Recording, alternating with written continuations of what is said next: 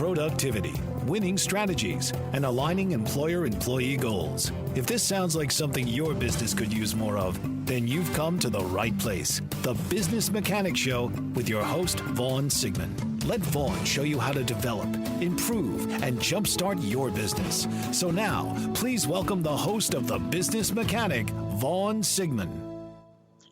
Welcome to the Business Mechanic Show. This is your host, Vaughn Sigmund, the founder of Results-Driven Leadership, where we develop managers into highly effective leaders, provide you all the tools and knowledge you need from real-world best practices, all taught by former executives, not somebody that's been trained and taught out of a book. We've done it. We've been on the front lines.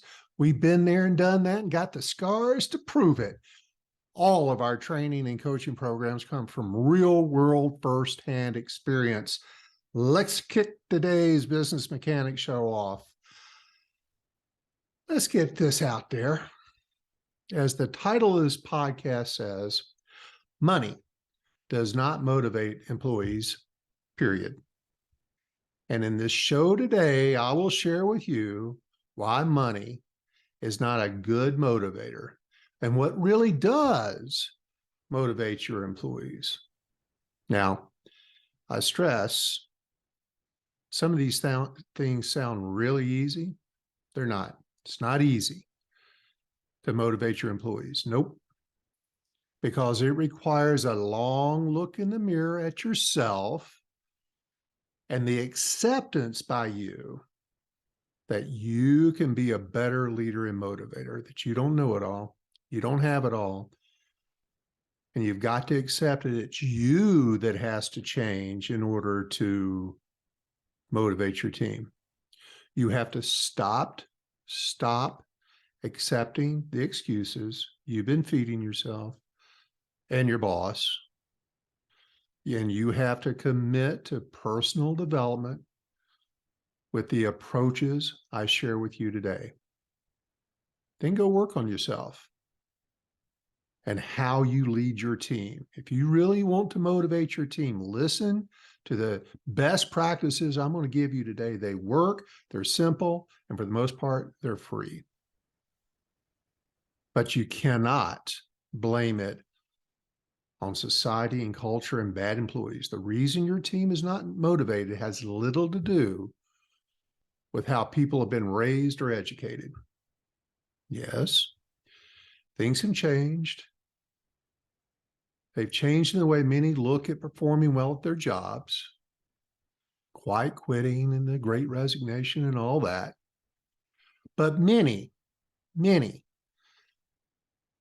have been properly raised, they've been properly educated, and they've been set up for success. And I'm betting you've got plenty of those people on your team right now. Right now, many of your current team members can be motivated. If they're not showing that they're motivated, it's not their fault, it's your fault. You need to start working on the best practices I'm going to share with you today. It's on you, it's not on them. You see, there's a challenge for many managers who are untrained and unknowing of how to lead and motivate employees. You have to realize it's up to you to develop a leadership approach that will bring out the very best in almost everybody you have right now. You don't have to change your team. You don't have to go hire better employees. And it works for almost everybody. And I say almost because I've got to get this caveat in there. If you've hired the wrong person or a bad fit for the position, they probably can't be. They cannot be motivated. But the fact is you hired them. So in a way, that's your fault, right? That they can't be motivated. You hired the wrong person, put them in the wrong role. And how you deal with those underperformers who cannot be motivated, the ones you've just made mistakes on, and we make them. I've made them. Everybody makes them. We're never 100% on who we hire. let me suggest you find my podcast on performance management from April the 22nd of 2022. I put a link in the show notes for you to go listen to it. It's about performance management of your team. Go listen to it, learn from it, and start working on these underperformers so you can get them out the right way. Give them the chance to turn around if they can. But if you got an underperformer, you've got, and they cannot be motivated because you've hired the wrong person, and it happens, you got to move them along. So back to motivating your employees. There's no quick fix. There's no silver bullet. There is no hack or shortcut to this topic. And in fact, that's what motivates me to have this podcast today, because many employers, many managers think, wow, if I just give them a raise or I give them a bonus, that's going to motivate them. They're going to do a better job because I'm paying them better. Well, I'm going to share some statistics with you in a few minutes that tell you you're not right about that. You're wrong. See, what motivates employees is a commitment from you to pick up on the steps I'm going to lay down for you today, and one by one adopt them, practice them, put them to work for you. But understand it requires a change. It requires a change, and change is difficult for many. And the primary change is going to be in a mindset. In your mindset to acquire the ability to be a great motivator, that you've got to make the changes.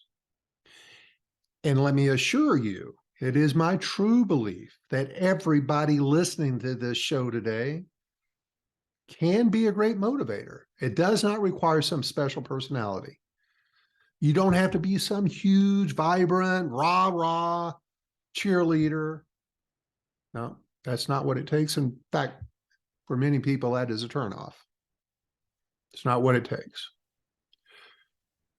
But again, you're going to have to commit to some changes and practice the best practices I share with you in today's shows. So enough of the lead up. Let's get things going. Let's go back to money is not a motivation. If it's not money, then what is it? Well, research shows that personal recognition is much more effective than monetary rewards in maintaining long-term performance motivation. Yet, many managers steer away from performance-based rewards because they have the wrong mindset. One that might be something along the lines of, hey, they're just doing their job. Why should I reward them for that? They get a paycheck. Ever heard that? Or some managers, some companies, they may think that a reward system is too complicated, it's too much work, it's expensive. And it's not. It doesn't have to be. Can be, but I don't profess that that's the way to do it. In fact, almost everything I share with you today is at very low, if not zero cost. There are some very valuable approaches for supporting and encouraging and rewarding your team members to drive individual performance. For example, we teach many of our managers and coaching clients in the how, we give them the tools and the how-tos for giving appropriate performance feedback skills. And, I mentioned the performance management podcast. If you want to go to our website, I've got a link in the show notes for you to go check out our performance management program. It's performance management that works. If you don't have that, if you do not have some kind of system in your organization, or at least with your team, to regularly give them feedback on their performance, you're shortcutting your ability to motivate people. People have to know how they're performing, not just on the bad side. And in the absence of having one of those, we encourage organizations to begin using our cost-effective, appropriate reward system that acknowledges results-driven performance the right way. So in the absence of that, if you don't have that right now, you can get started right away. Just from an appreciation showing standpoint, just a certificate. Just download something off the internet that's just a certificate of appreciation, an above and beyond reward, or just a simple handwritten note or card from you is amazingly effective. Amazing. Low cost, if not no cost. One of the most important elements is that you understand the passion, the drivers of the what gets me out of bed each morning. That question for each of your employees. That's critical. That's a very important element. Why? Because motivated employees are proven to drive business impact. You know that. And motivated employees, organizations with motivated employees experience lower turnover, lower absenteeism, stronger business outcomes. And study after study shows that's measured by sales and profit. That's good stuff. Why would you not want to be able to contribute that? And at this point, you may be asking yourself, how can I effectively motivate my employees at scale, given their different internal motivators, their interests, their desires, their needs, because we're all individuals.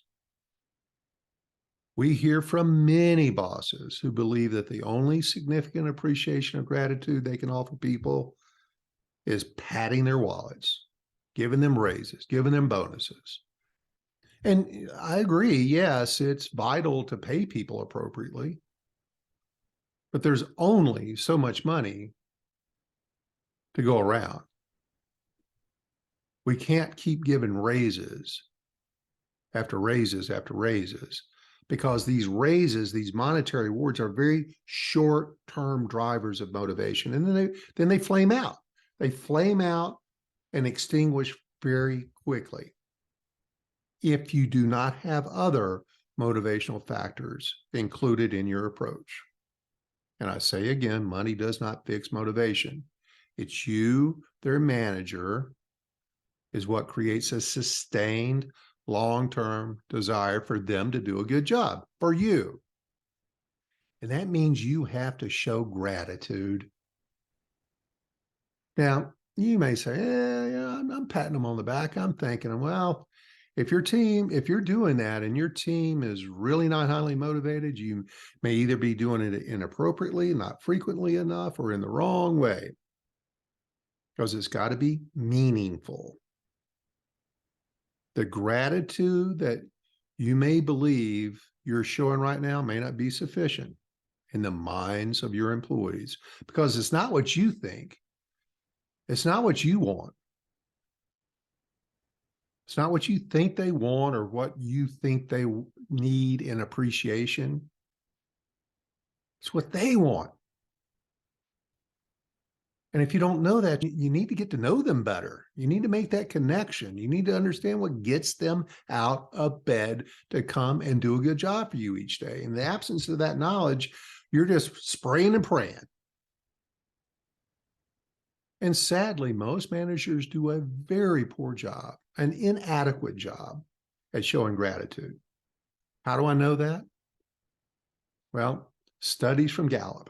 Gallup is one of the foremost experts on employee engagement in the workplace. And their most recent survey from 2021, and this goes back for years, so it's not the pandemic stuff, that only 1 in 3 employees surveyed out of millions felt that they were well recognized the last time they went the extra mile for their boss. And only and I mean a mere 25% of these millions, and these are across all industries, across all age groups,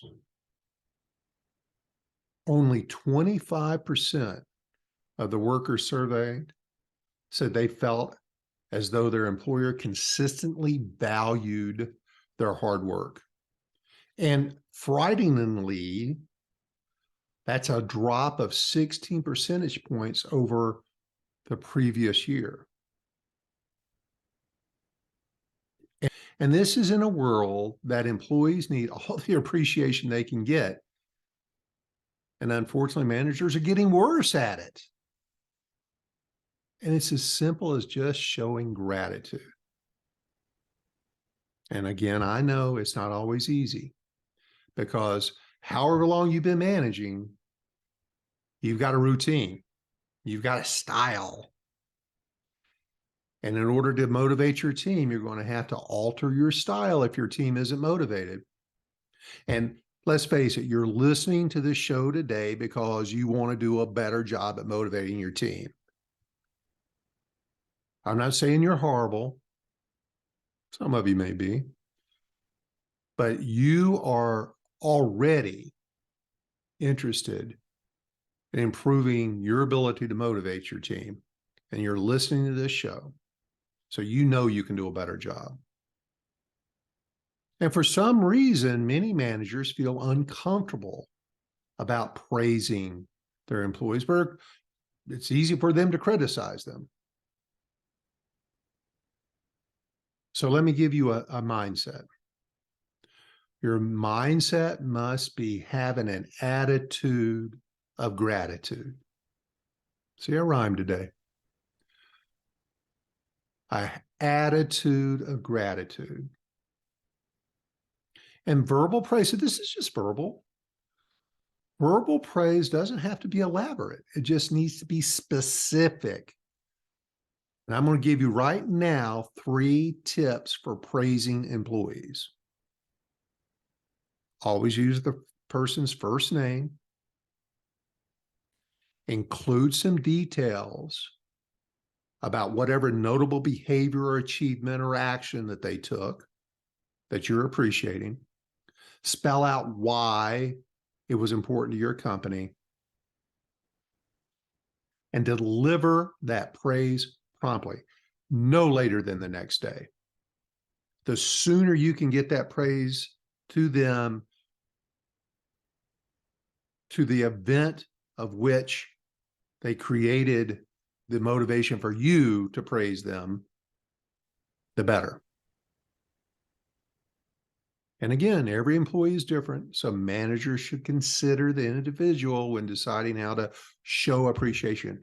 And some people do not like public recognition. Some will only want that recognition privately. Some, on the other hand, like on the DISC survey, if they're a high D or a high I, they want it in public. High S's and C's on the DISC scale, they probably want it a little more in private because they don't like to be the center of attention. That's just an example. There's many others as you get to know them. You can always ask. You can always ask them. Let's move on to the next best practice.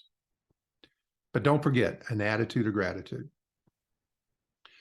Next best practice. Some employees are motivated by the opportunity to take new roles, new challenges, whether they're long-term or short-term, just the ability to work on a project, a challenging assignment, because this is a sign that you as their manager trust them and relies on them. And gaining their trust, and by showing them trust, it's a huge part of the positive, motivating relationship you have with your employees. Because that builds the drive in them to achieve for you. Let's always remember they work for you, not the company. People work for people, not for organizations. However well they do is because of you, and however poorly they do is because of you. Own it. So some people might like public recognition and you showing it to everybody. Others may be more socially oriented and want it in public. Take them to lunch. They might want to celebrate a win with all their employees, their coworkers. And it's also very good to back up whatever words of gratitude you share with gestures. And it is simple stuff, flexibility in their schedule, or listen, talk about a career path to promotion. That is one I used extensively in my corporate career to a high level of results. I promoted a lot of people in my career. I wanted to recognize them, and I knew to motivate them, to keep them driving hard, that there had to be some personal achievement for them, the win for them, where they were going to go if they put this extra work. What was in it for them? Underlying all that was it was as much for them as it was for me, because I knew if they were driven to take on these extra roles, take on this training, take on assignments, I was benefiting too. And because they were so motivated, our results were amazing. Now, there was one year, it was many years, I shouldn't say that, but my team was recognized I had 8 peers in my position, but my team, the team I was responsible for, and they were amazing, they achieved 40% out of 8, 40% of the entire company's profit. They were amazing. And I believe that because we had an attitude of gratitude and we were looking everywhere we could to put people on a path to improvement, that was a big part of it. But always remember that employees are people first. And if we treat them as just workers, cogs in the wheel, they're going to feel devalued and undermotivated.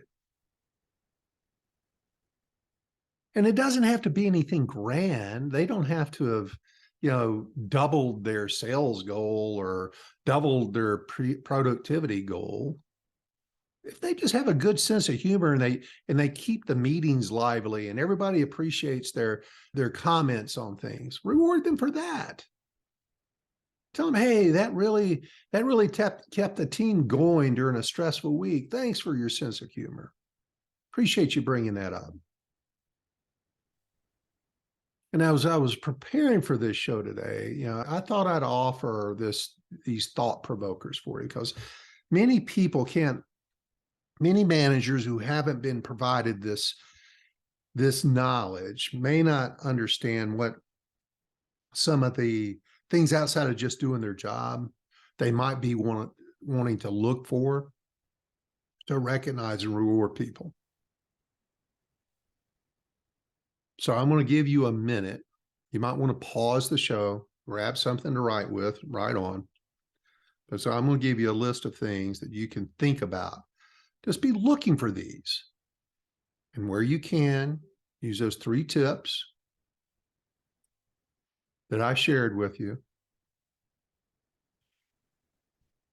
And you can then start showing your gratitude for them. So professionalism, number 1, professionalism. Someone that's polite, well-spoken, calm in a stressful situation. They're respectful of their peers, customers. Number 2, work ethic. They're a hard worker. They have a set of values centered on the importance of doing work and are reflected especially in a desire or determination to work hard. They do what it takes to get the job done, and they do the job right. And let me tell you, one of the best ways to demotivate an employee who happens to be displaying this work ethic, don't tell them how much more they contribute than others on the team. Don't tell them, and you'll demotivate the hell out of them, because these people, these high work ethic people, they know they're doing it, but they don't know that you are recognizing and you know it. So you have to tell them you know it and show your appreciation for it. Number 3, someone who's results focused, someone who assumes a high level of accountability to achieve results. They have an attention to detail. They exhibit a results-focused mindset that consistently raises the bar on performance expectations. They're always looking to achieve more. They contribute and seek methods. They're bringing up great ideas and approaches to improve processes and the ability to execute better for the organization. Number 4, honesty and integrity. Someone who tells the truth about tricky subjects such as workload, work-life balance. There's somebody, and I always have one of these people for all the decades I managed people. I always have one of these people that when I might be doing something inappropriate or I was missing something going on in the real world, that they come to me and they be real honest with me. And they say, hey, Lon, you know, this is going on. You know, you did this. You know, you pissed this person off. And often I was oblivious to it. And had this person not be honest with me, I would have just lived with that screw up and the consequences of whatever I did or didn't do. But these folks are also honest with difficult customers. They're honest and show integrity with their colleagues. These people with a high level of honesty and integrity, which may seem like a basic,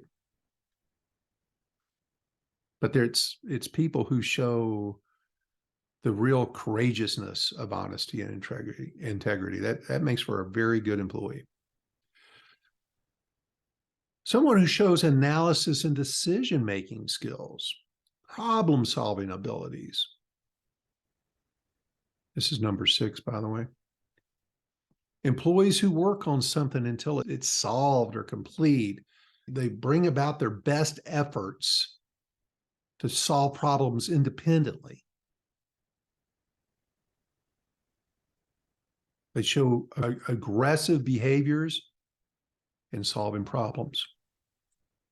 Number 7, someone who's ambitious.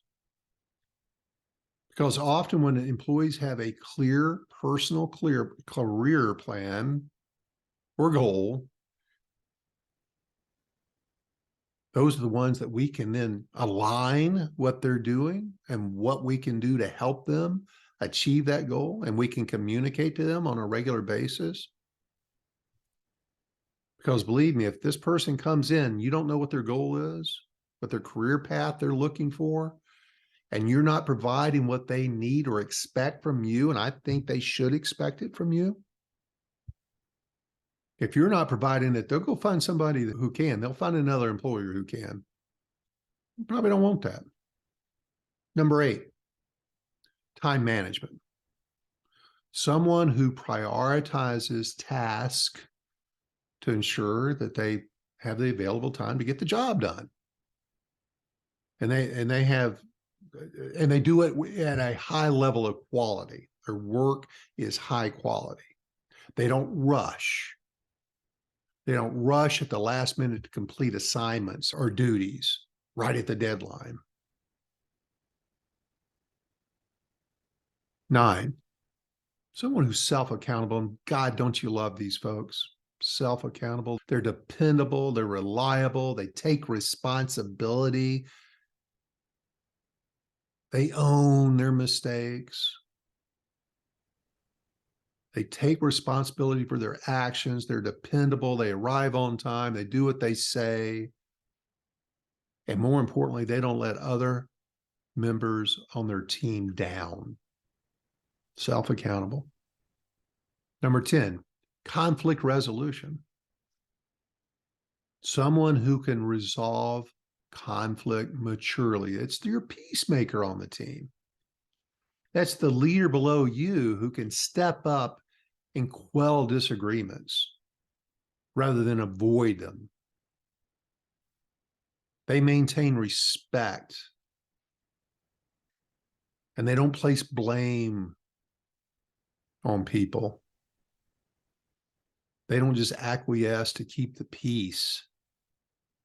And most importantly, they say what's on their mind to whomever they're speaking with in a respectful, constructive manner, including you. Number 11, someone who displays a positive attitude. Someone who brings a positive attitude to work and positively impacts those around them, well, they improve the energy of the entire team. Someone who has good emotional intelligence, EQ, well, they're always about being mindful of their own state of emotion and how their own emotions might affect their team. Or they're keyed into the emotions of the team, and they may come to you and say, hey, they're having a tough day out there. You might want to do something. That's a really important member of your team. Number 12, someone with good communication skills. Someone who conveys in a manner that is clear, persuasive, sincere. And they make sure others are informed. They use the proper form of effective communication. They know when to go talk to someone versus Slack someone or email someone. Someone who has strong customer service skills. Number 13, they make both internal customers and external customers and a high level of customer service to them an integral part of how they approach their days. And they anticipate and resolve solving customer issues. And they work hard and display all the right behaviors so that your customers have a really good, it's enhancing the total customer experience. Number 14, teamwork. Teamwork. They have the ability to work with other people by fostering good relationships in a professional way. And they're an important part of helping the team achieve goals. They may step up from time to time. They may help other team members out. They may be generous with their time. They may volunteer to share their experience and expertise with others on the team. They may step in as a mentor from time to time. Number 15, someone who's coachable. Someone who's willing to learn, take feedback. They're always eager for feedback so they can go get better. They're willing to invest in learning, both in hard skills and soft skills. They're very open-minded to new ideas. So there's some ideas. There's many more. And I wanted that to just be a thought provoker for you. But it helps a ton if you've hired people that have all those traits I just talked about. If you hire the right people for your organization, motivating them is far easier. But again, many uninformed, untrained managers make their job and success in their job much harder by not surrounding themselves with employees or good fits for the job, good fits for their leadership style, good fits for their culture. And I'm going to throw in something for listening to this podcast today. Set yourself up for future success by gaining the knowledge, skills, and tools to hire great people who are great fits for you. So for being a listener of the Business Mechanics Show, I'm going to offer you a free course. It's our online training course, How to Hire Great People, and for free. Again, look into the show notes. The link is there. Go sign up and take that course. If it's the fundamental course to being a great leader, you have to be good at choosing, selecting, hiring great people. If you're not good at that, your job is always going to be more difficult. Take this course. It's absolutely free. It will help you tremendously to become a better manager and leader. You'll learn to ask the right questions based on some of these traits, these competencies I just shared with you. And it also teaches you to avoid hiring experience. Hire the right human, hire the right person. They have some experience, good, but they need to be a good fit for you and your culture. And you'll get everything you need in that course to master your hiring game, including an interview guide with all the questions laid out for you. Just follow the bouncing ball and it works. But let's think about hiring based on experience for a minute. Think about it. How many of your employees are underperforming due to experience? 0. So don't hire experience. They're underperforming because of a competency or a trait or something you haven't tapped into. Set yourself up to make the topic of motivating your team much easier for yourself by hiring the right people. Now let's get back to this. Next best practice. It's essential. And anyone who's taken our Inspiring Leadership course knows this. As managers, we understand that the process of employee performance is actually very simply driven by behaviors that have the following elements. They must know and agree to what's expected of them. An example of that could be a monthly sales or productivity target. Completing a website design, they just know what's expected of them and what actions they must take in order to achieve it. A little bit of strategy. The second thing, the individual's effort must result in some kind of performance standard, such as reaching or exceeding their goal, like their sales goal. And 3, associated with that performance, the individual obtains some kind of reward. Here we go again. Again, a certificate of appreciation, like above and beyond, signed by you, signed by the CEO, a trophy, time off, something they'll remember. So they've got to know what's expected of them. And that is a key part of motivating. People have to know not only what you need them to do, how they need to do it, and then when they do it, reward them. But what frustrates many employees is an expectation is set by the manager. It's not properly conveyed in detail to the employee. And the employee's out there doing what they think needs to be achieved. The manager comes popping in, says, "What are you doing? This isn't the right way." That's frustrating as hell, and it's very demotivating. So make sure before you start any project or assignment, even if it's as simple as a sales goal or a productivity goal, you have to also discuss what there is required of them to do in order to achieve that goal. How many phone calls? How many meetings? How many presentations? How many samples? Think about all the different elements of all the different people's jobs. What do they need to get the job done?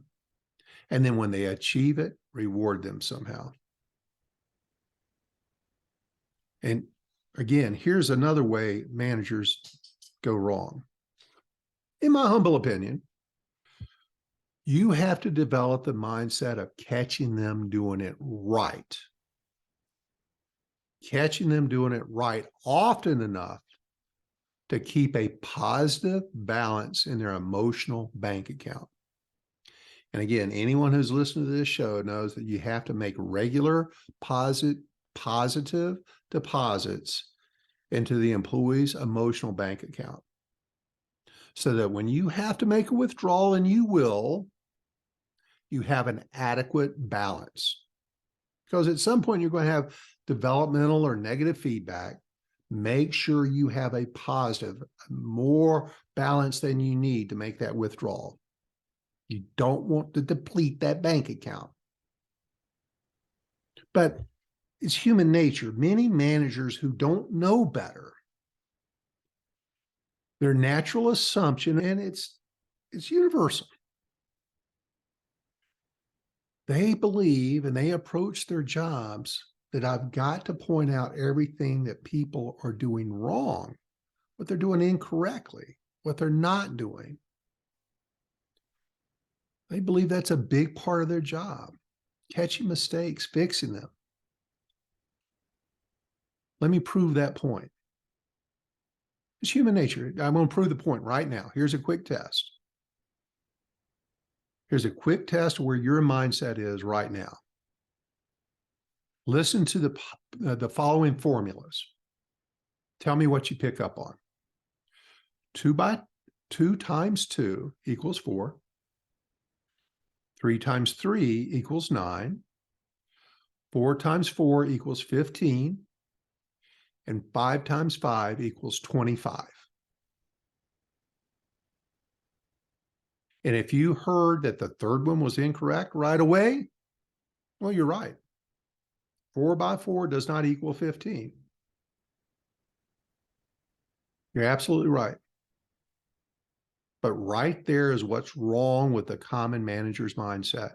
They overlook the fact that 3 of the formulas were right. We naturally pick up on what is wrong versus what is right. That's where you have to rewire your mindset. Suppose you were to be more intentional in your daily management activities, looking for what they're doing right and pointing it out, intentionally pointing out what they're doing right. And in that case, when you begin doing that, you're going to become a master motivator much more rapidly. It's so simple, but it's so infrequently performed. You got to understand this, and believe me, that no one goes to work every day wanting to do a lousy job. But many go home at the end of the day feeling like they did. Most. In fact, remember the statistics I shared earlier. 66% go home feeling like they did an inadequate job because their manager didn't tell them otherwise. They only hear what they did wrong, or that's all the feedback they get is what's wrong.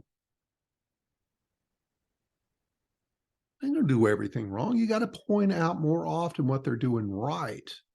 Reverse your feedback approach, and you'll be motivating your employees at the highest level ever at zero cost.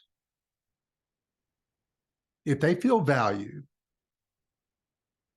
and they're getting the appropriate individual reward,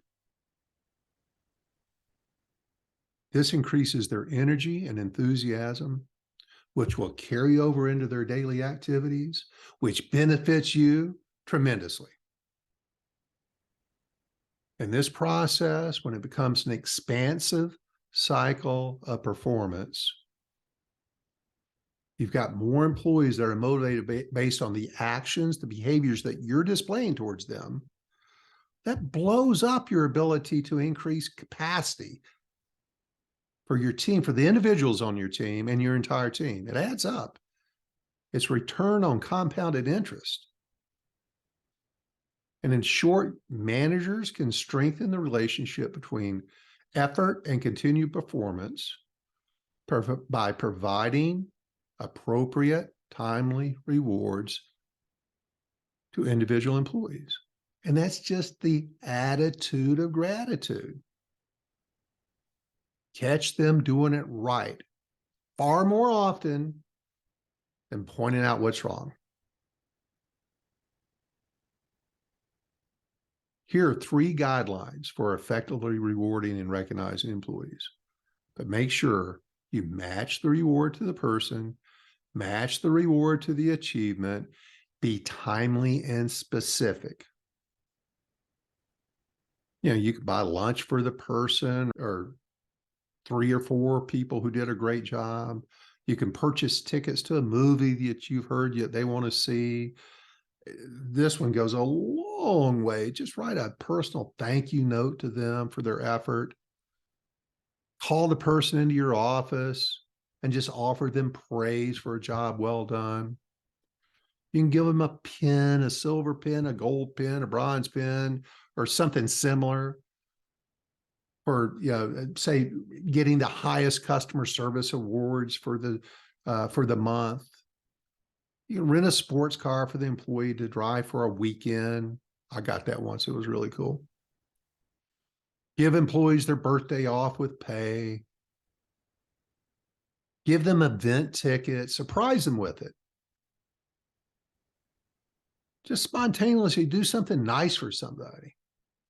And if you have a good relationship with your team, you'll know what event or what reward will be important to them. Is it a crafting event? Is it a beer tasting event? Is it a food event? Is it a music event?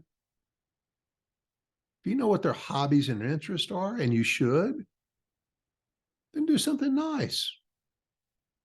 It's going to cost you a little money, but so what? Think about all the rewards you'll get out of it. And lastly, it is so, and I see this so often, once you become a manager, you lose sight very quickly of the impact and importance you play on your employees' lives, the influence you have. It's easy to do. I've been guilty of this, of losing sight of this. But you are very influential in their lives and their attitudes. And believe me, almost every time you pay one of your employees a compliment on the job, on doing a job well done, or show appreciation for them, they cannot wait to share that with a spouse, a significant other, a parent, a friend. It's happened to you. You know that motivated the hell out of you, that comment, that positive feedback, however infrequently or frequently it may have come. You couldn't wait to share that with somebody that was important to you. As a motivator, you are your own secret weapon.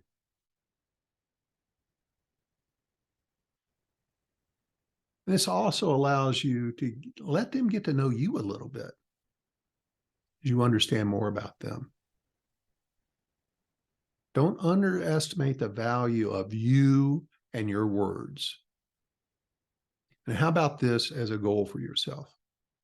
Go to work tomorrow with the intentional mindset to find someone working with you and make their day. Give them a reason to go home and tell their friend, their father, their parents, their significant other, the compliments you paid them. Go make their day.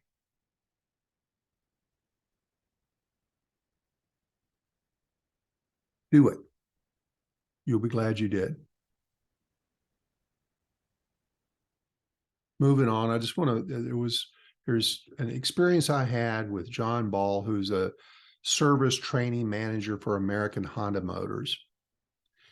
And I think he best summed it up with how he motivates his team. It's his tip sheet, if you will. And John shared with me, I try to remember that people, good, intelligent, capable people, may actually need day-to-day praise and thanks for doing the job that they do. And he says, I try to remember to get out of my chair, turn off my computer, sit or stand next to them and see what they're doing. Ask about their challenges. Find out if they need any additional help. Offer that help if they need it.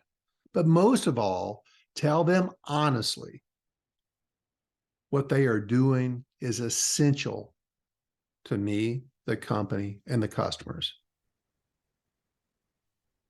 I hope this show has been of value to you, that it will start you thinking, and most of all, that it will provide you the incentive, the inertia you need to continue your efforts to recognize superior performance with your individual team members.